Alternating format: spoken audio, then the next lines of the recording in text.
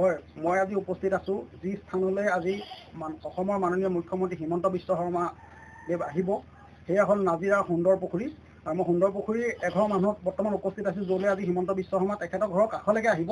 আৰু সেই ঘৰটো সম্পূৰ্ণ পৰিৱেশ আমি দেখুৱাম যে কি অৱস্থা বৰ্তমান একাঠো বোকাৰে ভৰি আছে, ঘৰটোত থাকিব পৰা অৱস্থা বৰ্তমান নাই ঘৰটোৰ ভিতৰত।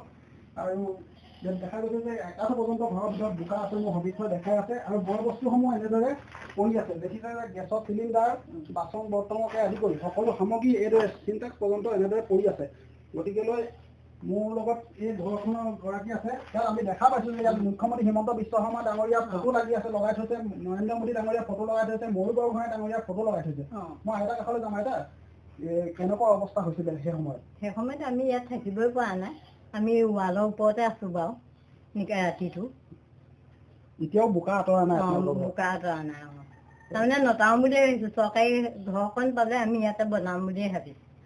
চৰকাৰী ঘৰ আহিছিলে নেকি আপোনালোকৰ? আমাৰ আহিছিলে, পঞ্চায়তলৈ আহিছিলে, কোনে কাটিলে আমি সেইটো নাজানো। কিন্তু আমি তেওঁলোককে আমি ভোট দিছোঁ, আমাৰ ল'ৰা ছোৱালীয়ে গোটেইখনেই দিছে কিন্তু দেই। ল'ৰা এতিয়া বাহিৰত আছিলে, আমি লৈ আনিছোঁ ইয়ালৈ। আমি এতিয়া মুখ্যমন্ত্ৰী ডাঙৰীয়া আপোনালোকৰ ঘৰৰ কাষলৈকে আহিব, আপুনি কি আহ্বান জনাব? মই এই ঘৰৰ কাৰণেহে হেৰি কৰিম, অন্য একো নালাগে আমাক। আৰু মোৰ গাড়ীখন বেয়া হৈছে মানে, এই ল'ৰাটোৱে সেই গাড়ী এখন লৈ হেৰি কৰিছিলে, পাছপৰ্টৰ সেই দোকান খুলিছিলে, সেই গাড়ীখনো বেয়া হৈছে, যে ল'ৰা গৈছে। পানী আহোঁতে আপোনালোক ক'ত আছিলে?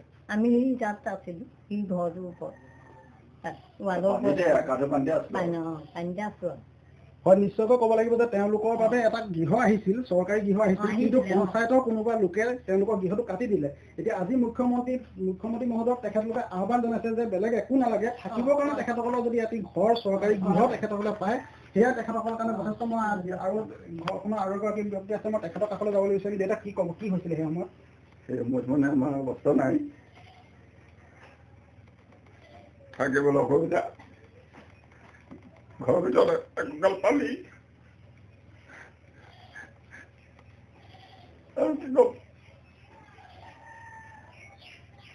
হয়, নিশ্চয়কৈ আপোনালোকে দেখিছে, এনিভাৰ 24 দৰ্শকসকলে দেখিছে যে কিদৰে শোকত ভাগি পৰিছে, চকুলো বৈ আহিছে।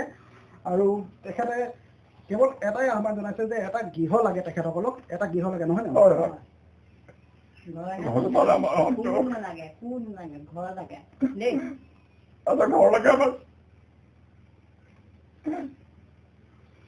হয়, আমি এনিভাৰ 24 তৰফৰ পৰা মুখ্যমন্ত্ৰী মহোদয়লৈ বিনম্ৰ অনুৰোধ জনাইছোঁ যে এই যিটো গৃহ, কেৱল এই গৃহটিয়ে নহয়, এই সুন্দৰ পুখুৰী অঞ্চলৰ প্ৰায়বিলাক লোকৰে গৃহ সম্পূৰ্ণৰূপে ভাগি গৈছে, পানীত বুৰ গৈছে, এতিয়াও একাঠো পৰ্যন্ত পলস হৈ আছে।